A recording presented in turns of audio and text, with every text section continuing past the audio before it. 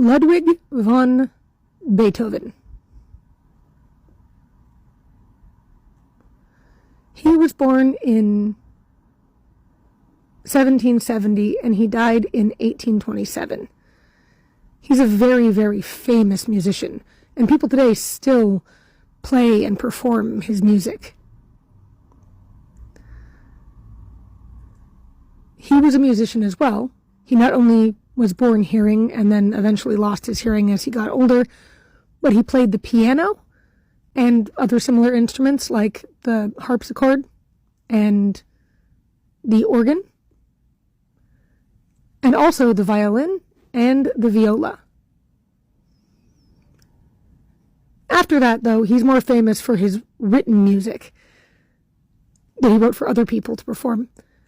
He wrote them for small groups, but also for large symphonies, large orchestras, with different strings and different keyed instruments and different woodwinds, everything. Right now, his music is labeled classical, and it's still beautiful, and many people really, really enjoy it. Laurent Clerc. He was born in 1785 and grew up in France. He lived there with his family, and when he was a toddler, about 2, something terrible happened. His house caught fire. He was in a high chair eating, and the high chair fell over, and he injured his head. That's how he got the scar on his face, which is where his name sign comes from. After the fire was done, they noticed that he was deaf, so maybe he'd been born that way, maybe the fire caused it. No one's quite sure. Regardless, as he got older, he went to the first public school for the deaf in the entire world, set up in France, which was lucky for him. In school, he learned to read and write in French and became a teacher himself. One day, a man from the U.S. showed up and said, "Can you help us, please? We're trying to set up an American deaf school. We need your help." Finally, Clerc agreed and went with him. Clerc learned to read and write in English, and he taught the people he was working with French Sign Language, LSF. If you'll notice, LSF has the same alphabet that we do. Why is that? Well, it's because we took French sign, regional signs, Native American signs, and some home signs of the students, and that all eventually became ASL. So he really is one of the fathers of the American Sign Language we still use today.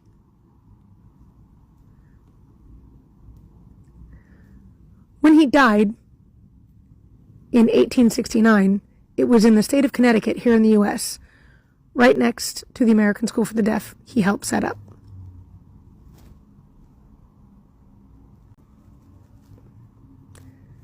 Helen Keller. Helen was born in 1880, and she died in 1968. She was born hearing and with her vision intact, but she got sick, and she lost both her sight and her hearing, so she became deafblind. Most people who know about her have learned the story of her teacher signing into her hands WATER so that Helen understood that those were letters and they spelled water, and it's a true story. But was that the end? No. She learned how to read and write using Braille. She also used something called the Tadoma method, which meant when someone was speaking to her, she would feel their voice through their vocal cords and through their lips and tongue with her hand in their mouth, and she learned to talk and speech read that way. She went to college, and she became the first deafblind person ever to earn a bachelor's degree. And then she was done, right? Nope. She also left 3 very important pieces of legacy. The first one is she helped Braille become officially recognized as a way to communicate with blind people in the United States. Secondly, she was a co-founder of the ACLU, the Americans with Civil Liberties Union. Thirdly, She was one of the first white people to donate to the NAACP, the National Association for the Advancement of Colored People.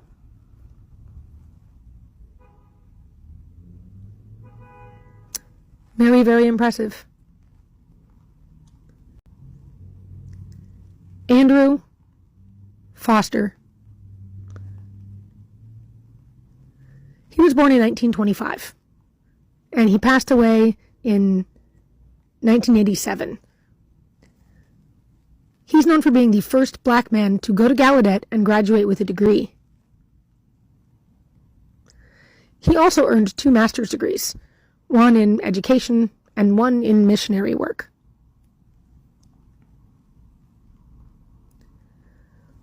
After being done with his education, he looked around and he noticed that there weren't enough deaf schools to serve all of the students in Africa. And he decided he was going to go set one up. The first one he set up was a deaf school in Accra, which is in the country of Ghana.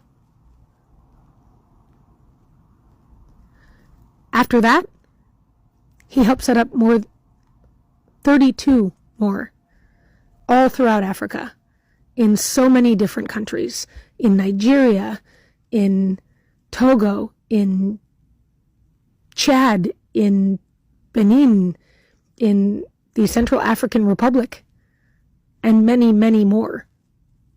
Sadly, when he was doing this work, he was involved in a plane crash, and that's how he passed away.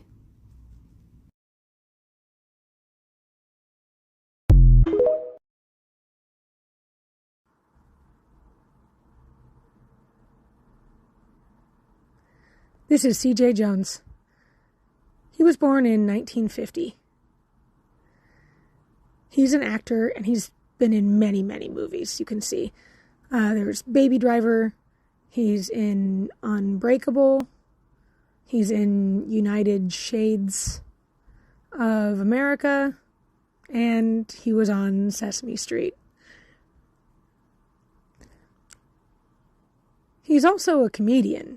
He does a lot of one-man shows, but he's also in the documentary called See What I'm Saying.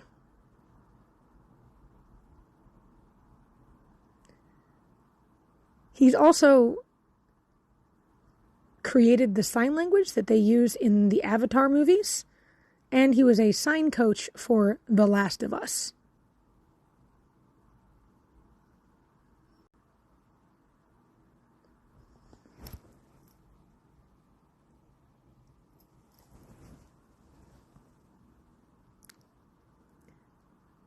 This is Stephen Colbert. He was born in 1964, and he could hear when he was born, but he was in a scuba diving accident, and his eardrum ruptured and got destroyed, and now he's completely deaf in one ear. He grew up and became a comedian. You could have seen him perform with Central City. And also, you could have watched the White House Correspondents' Dinner in 2006. It was quite a show. He's also been in some TV programs. He was in The Daily Show. He ran the Colbert Report. And now he runs The Late Show. On top of all of this, he's an author. He wrote a book called I Am America, and So Can You. He has 9 Emmys, 3 Peabodys, and 2 Grammy Awards.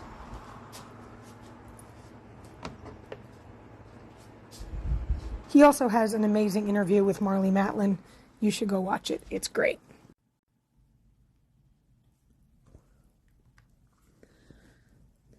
Marlee Matlin. She's an actress born in 1965, and she's super famous. One of the reasons is because she's the first deaf person to ever win an Oscar. She won it for Children of a Lesser God, the movie she was in. Then, recently, she was involved in the making of the movie Coda, in which her co-star became only the second deaf actor to ever win an Oscar. She's got 2 Golden Globes, 1 Screen Actors Guild Award, and you could see her all over various television shows. There's so many. A lot of people saw her, however, on her TV show, Switched at Birth. She's a very involved activist, specifically with the National Association for the Deaf, the NAD, the ACLU, where she is their disability representative, and in raising AIDS awareness.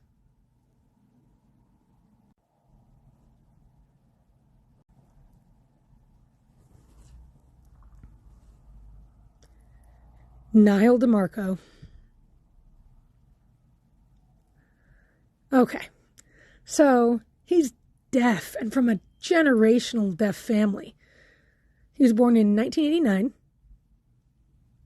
and has a twin brother, has another brother, grew up signing, went to Gallaudet for a mathematics degree, and you might have seen him on a few TV shows. Like, maybe you saw him on Switched at Birth, maybe you saw him on Queer Eye. But you know those competition programs? Like America's Next Top Model and Dancing with the Stars? He's the first deaf person to win either of them, and he won both. America's Next Top Model, he won, sure. But for Dancing with... Not only did he win, but he did one of his routines wearing a blindfold, which meant he couldn't hear and he couldn't see, and he still won. Very impressive. He does advocacy work, specifically with LEAD K, which is the Language Equality and Acquisition for Deaf Kids, and works in support of queer youth, hoping to let them...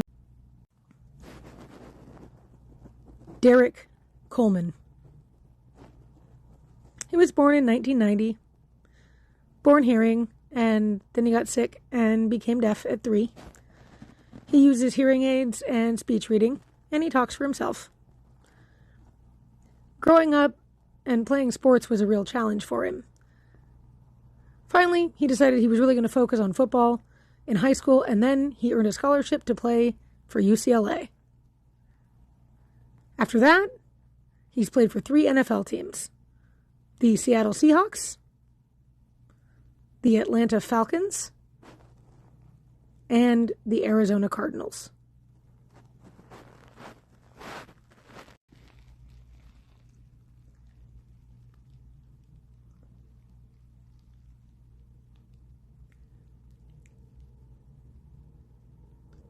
Mandy was born in 1988, and she became deaf when she was 18 because of a connective tissue disorder, and as her nerves dissolved, that meant she lost all of her hearing as well. She picked up ASL, which means she uses the interpreter receptively to see what other people are saying, and then she still voices for herself. And before she became deaf, she had been a singer and a musician who played the guitar. So she struggled to figure out what to do. She decided she was still going to use visual vocal tuners, and she was going to compete in America's Got Talent in 2016, and she won, still singing, because her singing and her guitar playing is just still overwhelmingly beautiful, and she feels the music through her feet.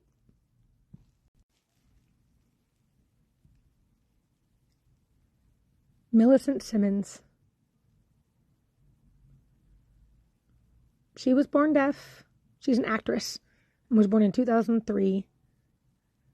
Her family signed with her, and she also has a cochlear implant. You might have seen her acting in Wonderstruck, but a lot of people recognize her from A Quiet Place and the second movie. She does advocacy work as a mentor for other deaf people through Sky High.